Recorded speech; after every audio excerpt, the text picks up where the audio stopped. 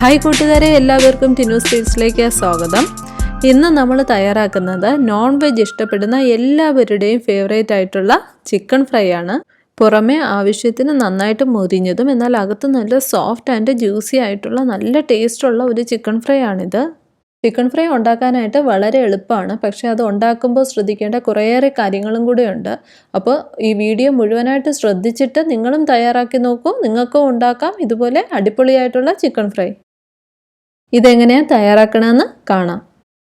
ഞാനിവിടെ 600 ഗ്രാം വെയിറ്റുള്ള ചിക്കനാണ് എടുത്തിരിക്കുന്നത്. അതിന് 20-25 അല്ലി വെളുത്തുള്ളിയും ഒരു 1.5 ഇഞ്ച് വലുപ്പത്തിലുള്ള ഇഞ്ചിയും ഒരു 4 പച്ചമുളകും കൂടെ നമ്മുടെ മിക്സിയുടെ ജാറിലിട്ടിട്ട് നന്നായിട്ടൊന്ന് അരച്ചെടുക്കുക. ഇനി ഒരു 15 വറ്റൽമുളക് ചൂടാക്കേണ്ട ആവശ്യമൊന്നുമില്ല, മിക്സിയുടെ ജാറിലിട്ടിട്ട് തരിതരിപ്പായിട്ട് പൊടിച്ചെടുക്കുക. ഈ ഒരു രീതിയിൽ തന്നെ പൊടിച്ചെടുക്കാനായിട്ട് ശ്രദ്ധിക്കുക. ഒരു 15 അല്ലി വെളുത്തുള്ളി തൊലിയോടുകൂടി കഴുകി വൃത്തിയാക്കിയതും ഒരു 2 ടീസ്പൂൺ നാരങ്ങ നീരും ആവശ്യത്തിന് മല്ലിയിലയും കറിവേപ്പിലയും. ഇത്രയുമാണ് നമ്മുടെ ചിക്കൻ ഫ്രൈക്ക് വേണ്ട പ്രധാനപ്പെട്ട ചേരുവകൾ. മസാലപ്പൊടികൾ ഞാൻ ചേർക്കുമ്പോൾ പറയാം. ഇനി ചിക്കൻ ഒന്ന് വരഞ്ഞു കൊടുക്കണം. ഇത് ഡീപ്പായിട്ട് മുറിക്കേണ്ട ആവശ്യമൊന്നുമില്ല, ചെറുതായിട്ട് ഒന്ന് വരഞ്ഞു കൊടുത്താൽ മതിയാകും. നമ്മൾ മീനിനൊക്കെ ഫ്രൈ ചെയ്യുമ്പോൾ വരയില്ലേ, അതുപോലെ ചെറുതായിട്ടൊന്ന് വരഞ്ഞു കൊടുക്കണം. ഇങ്ങനെ ചെയ്യുമ്പോഴത്തേക്ക് നമ്മുടെ മസാലയൊക്കെ ചിക്കനിലിട്ട് നന്നായിട്ട് ഉള്ളിലേക്ക് നന്നായിട്ട് പിടിക്കും. ഇതിലേക്ക് 1/4 ടീസ്പൂൺ മഞ്ഞൾപ്പൊടി, 2 ടീസ്പൂൺ കാശ്മീരി മുളക് പൊടി, 1/2 ടീസ്പൂൺ മല്ലിപ്പൊടി, 1/2 ടീസ്പൂൺ കുരുമുളക് പൊടി, 1 ടീസ്പൂൺ പെരിഞ്ജീരകപ്പൊടി, 1/2 ടീസ്പൂൺ ഗരം മസാലപ്പൊടി, നമ്മൾ അരച്ചു വെച്ചിരിക്കുന്ന ഇഞ്ചി വെളുത്തുള്ളി പേസ്റ്റ്, 2 ടീസ്പൂൺ നാരങ്ങ നീര്, 15 വറ്റൽമുളക് നമ്മൾ തരിതരിപ്പായിട്ട് പൊടിച്ചെടുത്തതാണിത്. ഇത് മെഷർ ചെയ്തപ്പോൾ 3 ടേബിൾ സ്പൂൺ ഉണ്ട്. അപ്പോൾ 3 ടേബിൾ സ്പൂൺ ചില്ലി ഫ്ലേക്സ്, തരിതരിപ്പായിട്ട് പൊടിച്ചെടുത്ത പെരിഞ്ജീരകമാണിത്. ഇത് ചെറിയ ചെറിയ തരികളും ഉണ്ടാവണം, എന്നാൽ കുറച്ചൊന്ന് പൊടിഞ്ഞിട്ടും ഉണ്ടാവണം. 2.5 ടീസ്പൂൺ തരിതരിപ്പായി പൊടിച്ചെടുത്ത പെരിഞ്ജീരകപ്പൊടി ചേർത്ത് കൊടുക്കുക. ഒരു 15 അല്ലി തൊലിയോടുകൂടിയ വെളുത്തുള്ളി കല്ലിൽ വെച്ച് ചെറുതായിട്ടൊന്ന് തല്ലിയത് ചേർത്ത് കൊടുക്കുക. ആവശ്യത്തിന് ഉപ്പ് ചേർത്ത് കൊടുക്കുക. ഞാൻ 2 ടീസ്പൂൺ ഉപ്പ് ഇപ്പം ചേർക്കുന്നുണ്ട്, വേണമെങ്കിൽ പിന്നെ ചേർക്കാം. കറിവേപ്പില ഒന്ന് ഞെരടിയിട്ട് ചേർത്ത് കൊടുക്കുക, അപ്പോഴാവും കൂടുതൽ ഫ്ലേവേഴ്സ് ഇതിലോട്ട് ഇറങ്ങുക. പിന്നെ ആവശ്യത്തിന് മല്ലിയിലയും കൂടെ ചേർത്ത് കൊടുക്കുക. 2 ടേബിൾ സ്പൂൺ വെളിച്ചെണ്ണ ചേർത്ത് കൊടുക്കുക. ഇനി ചിക്കനിൽ ഈ മസാല ഒരു 8-10 മിനിറ്റെങ്കിലും എടുത്ത് നന്നായിട്ടൊന്ന് തിരുമ്മി പിടിപ്പിക്കണം. നമ്മളിങ്ങനെ മിക്സ് ചെയ്യുന്ന സമയത്ത് നമ്മുടെ ആ ചിക്കനിൽ വരഞ്ഞിട്ടില്ലേ, അതിനുള്ളിലോട്ടൊക്കെ ഈ മസാല ഒന്ന് ഫില്ല് ചെയ്ത് കൊടുക്കാനായിട്ട് ശ്രദ്ധിക്കുക. ഇങ്ങനെ ചെയ്യുമ്പോഴത്തേക്ക് ആ ചിക്കനിൽ എല്ലാ മസാലയും നമ്മുടെ എരിയും ആ നാരങ്ങയുടെ ചെറിയൊരു പുളിയും ഉപ്പും എല്ലാം നന്നായിട്ട് ആ മസാല പിടിക്കാനായിട്ട് ഒത്തിരി ഇത് ഹെൽപ്പ് ചെയ്യും. പിന്നെ കൂടുതൽ ഡ്രൈ ആയിട്ട് തോന്നുവാണെങ്കിൽ 1 ടേബിൾ സ്പൂൺ വെള്ളമോ മറ്റോ തളിച്ചിട്ട് നിങ്ങൾക്ക് മിക്സ് ചെയ്യാവുന്നതാണ്. കൂടുതൽ വെള്ളമൊന്നും ഒഴിക്കാതിരിക്കാൻ പ്രത്യേകം ശ്രദ്ധിക്കുക. മസാല പുരട്ടിയ ചിക്കൻ ഒരു 10 മിനിറ്റ് നമുക്കൊന്ന് മാറ്റി വയ്ക്കാം. ഇനി ഇതിന് ഒരു ക്രിസ്പിനെസ് കിട്ടാൻ വേണ്ടിയിട്ട് നമുക്കൊരു മിക്സ് തയ്യാറാക്കണം.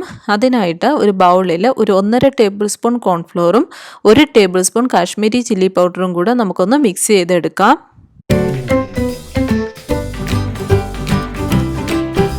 ഇനി ഈ മിക്സ് ചിക്കനിലേക്ക് ചേർത്ത് മിനിമം ഒരു 10 മിനിറ്റെങ്കിലും നമ്മൾ മസാല ചിക്കനിലേക്ക് തിരുമ്മി പിടിപ്പിക്കണം. ചിക്കനിൽ നമ്മൾ ആദ്യം ചേർത്ത മസാലകളൊക്കെ നന്നായിട്ട് പിടിച്ചിട്ടുണ്ടാവും.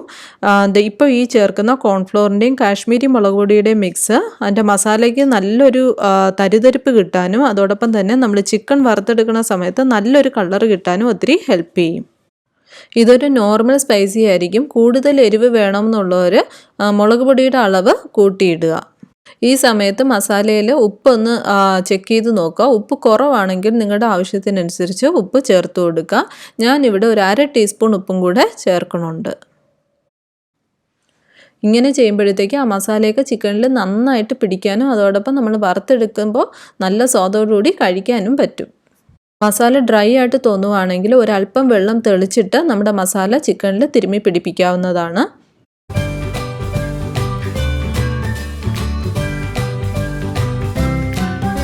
ഇനി മസാല തിരുമ്മി വെച്ചിരിക്കുന്ന ചിക്കൻ മിനിമം 1-2 മണിക്കൂർ മാറ്റി വയ്ക്കുക. നിങ്ങൾക്ക് വീഡിയോ ഇഷ്ടപ്പെടുകയാണെങ്കിൽ തീർച്ചയായിട്ടും ലൈക്ക് ചെയ്യുക, അതുപോലെ സബ്സ്ക്രൈബും കൂടെ ഒന്ന് ചെയ്തേക്കണേ. നിങ്ങളുടെ പ്രിയപ്പെട്ടവരാരെങ്കിലും ഇത് കാണണമെന്ന് ആഗ്രഹിക്കുകയാണെങ്കിൽ അവർക്കും കൂടെ ഒന്ന് ഷെയർ ചെയ്ത് കൊടുക്കണേ. ഞാൻ 2 മണിക്കൂർ മാറ്റിവെച്ചിട്ടെടുത്ത ചിക്കനാണിത്. ഇതിലേക്ക് ഒരല്പം കറിവേപ്പിലയും കൂടി ഇട്ട് കൊടുക്കാം.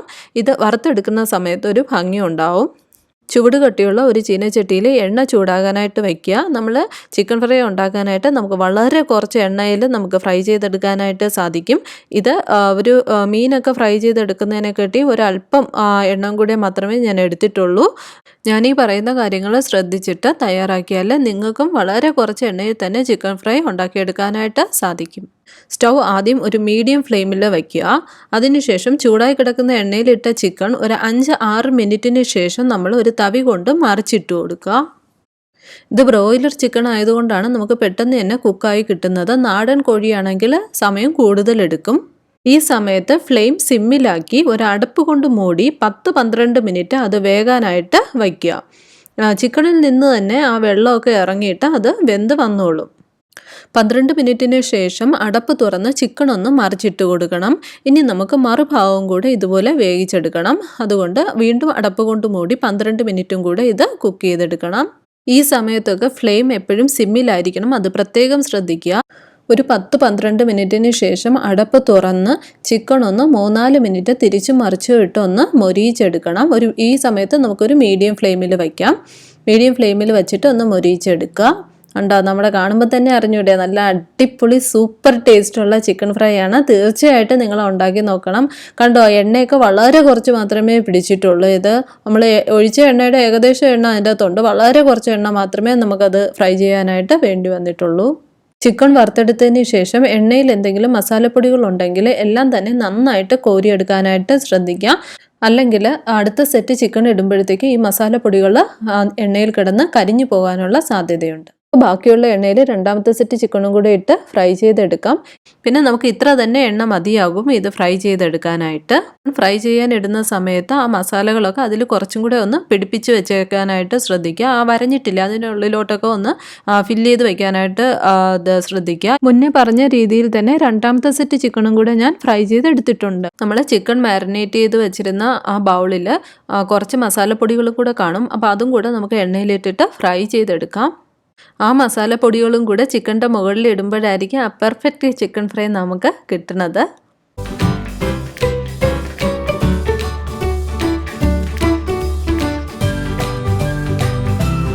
ഗാർണിഷിങ്ങിന് വേണ്ടിയിട്ട് കുറച്ച് കറിവേപ്പിലയും കൂടെ നമുക്ക് ആ എണ്ണയിലിട്ടിട്ടൊന്ന് വറുത്തെടുക്കാം. അപ്പോൾ ഈ രീതിയിൽ തയ്യാറാക്കിയാൽ എണ്ണയൊക്കെ കുറച്ച് പിടിക്കുന്ന എന്നാൽ ടേസ്റ്റിൽ ഗംഭീരമായിട്ടുള്ള ചിക്കൻ ഫ്രൈ നിങ്ങൾക്കും തയ്യാറാക്കിയെടുക്കാനായിട്ട് പറ്റും. അപ്പോൾ എല്ലാവരും തീർച്ചയായിട്ടും ഉണ്ടാക്കി നോക്കുക. പ്രിയപ്പെട്ടവരുടെ മുഖത്ത് പുഞ്ചിരി വിടർത്തൂ. Happy cooking.